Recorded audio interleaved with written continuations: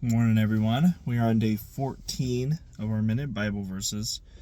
So today I'm going to be in the book of John, chapter 8, verse 7. And it reads, "When they kept on questioning him, he straightened up and said to them, 'Let any one of you who is without sin be the first to throw a stone at her.'" So what's going on in this chapter is Jesus is actually in the temple courts preaching.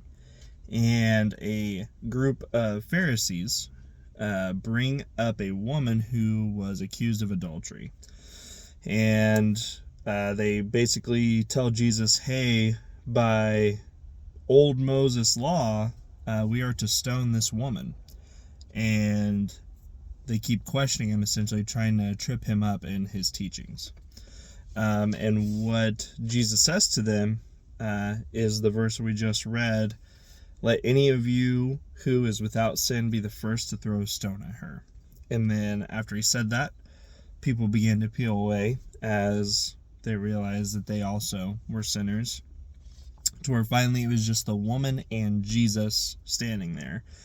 And Jesus basically says, "Woman, is there anyone left here to condemn you?" And she said, "No." And Jesus said, "Well, neither do I condemn you."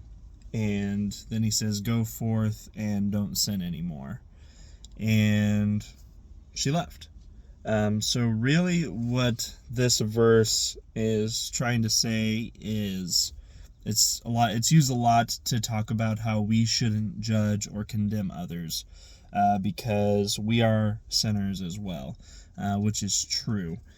And I think that's the most common use of this verse is, hey, it's not our job to condemn. It's not our job to judge.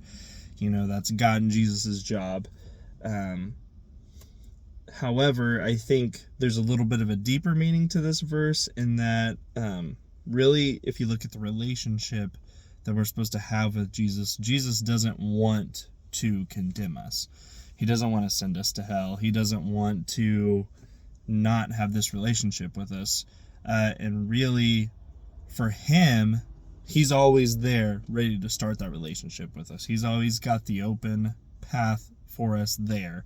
It's us that don't take that path, is what causes us to fall away from Jesus. And I think that's what a lot of people have a misconception about Christianity, is they think that they have to be this follow all the rules.